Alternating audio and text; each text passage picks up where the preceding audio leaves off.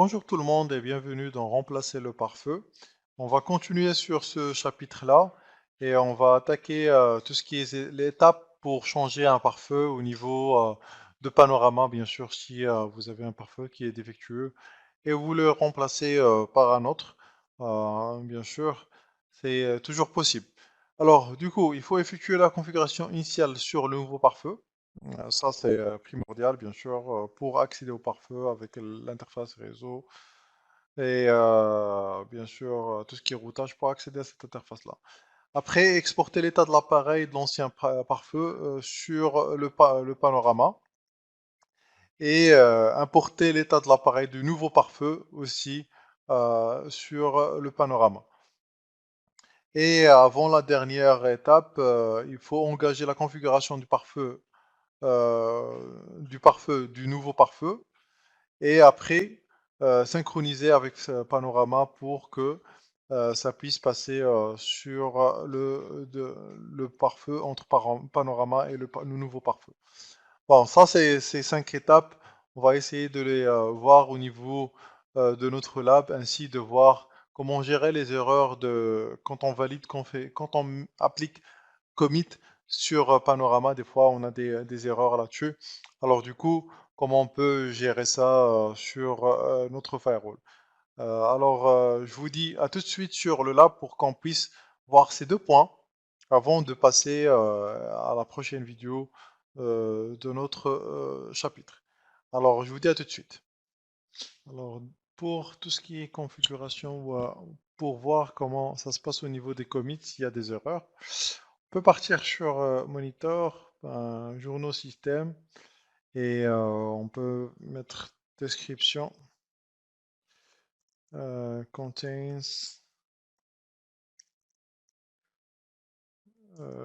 commit, et entre parenthèses, voilà, et je cherche là-dessus, et ici, je peux voir s'il y a des erreurs sur les commits que j'applique.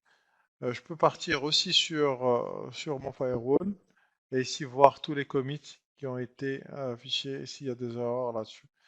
Euh, Aussi, je peux partir et mettre ici failed et ici voir est-ce qu'il y a des commits qui ont des failed là-dessus aussi. Si on peut trouver des failed sur cette partie-là. Maintenant, passons pour tout ce qui est ajout d'un nouveau firewall. Comme on a dit, pour remplacer un firewall qui est existant. Alors du coup, il faut ajouter tout d'abord le nouveau firewall, comme on a appliqué ou configuré avant, au début de cette formation-là. Alors on va partir sur Device Configuration et paramètres et ajouter l'adresse IP, tout ce qui est update des OS et mise à jour. Bon, on peut le checker ici s'il y a des mises à jour appliquées sur mon firewall, nouveau firewall que je viens d'ajouter. Et bien sûr, sur le panorama, il faut euh, appliquer la commande suivante, scp export device state device et je mets ici l'ancien numéro de série que je veux utiliser, que je veux changer. Ben, je vais mettre un numéro de série. Alors, 2 secondes. Alors, ce numéro de série, c'est juste un exemplaire, c'est moi, c'est pas le mien. Et tout, et je mets le login, ben, par exemple admin et destination, par exemple tout, adresse, host, alors 192.168.100.252 et le path où je veux mettre ce serveur-là.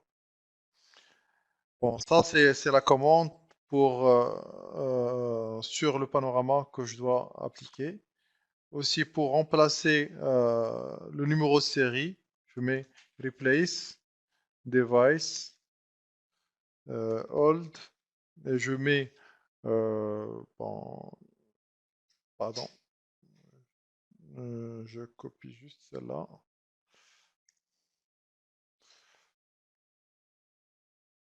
Euh, je retape, pardon. Replace, device, hold, numéro de série, new, et nouveau numéro de série, par exemple 441, et ça sera ça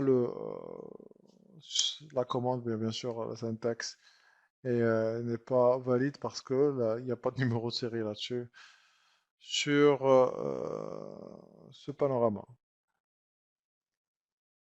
Après cette étape-là, on va partir sur notre firewall et partir sur Device, Setup, Configuration, et apporter l'état du périphérique. Et euh, j'applique l'état que j'ai sauvegardé de mon ancien firewall sur ce nouveau périphérique. Et comme ça, je l'applique sur ce nouveau. Et bien sûr, en fin de compte, je retourne sur mon panorama et je vérifie au niveau de résumé, est-ce que mon firewall, est-ce qu'il est connecté? Bon, s'il n'est pas connecté, on a déjà vu qu'est-ce qu'on peut vérifier au niveau de la vidéo précédente, tout ce qui est port et beaucoup d'étapes qu'on a vu ensemble sur cette vidéo-là. Alors, et bien sûr, il faut synchroniser le nouveau firewall en appliquant, bon, en mettant un changement, en créant quelque chose, et pour mettre un push comme ça, la communication passe entre le panorama et ce nouveau firewall.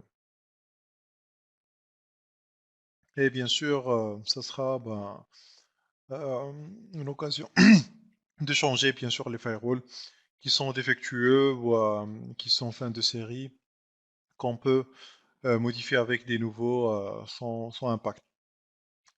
Bon voilà, c'était par rapport à tout ce qui est changement avec un nouveau firewall. Et si on a pu voir comment voir les erreurs sur les commits, s'il y a des erreurs et voir comment diagnostiquer là-dessus. Euh, C'était la fin de cette vidéo et je vous dis à la prochaine vidéo sur alphorn.com pour qu'on puisse continuer sur notre formation ainsi que sur notre chapitre qui lui reste juste une vidéo, ça sera la prochaine. Et d'ici là, merci d'avoir suivi avec nous la formation sur alphorn.com. Merci, au revoir.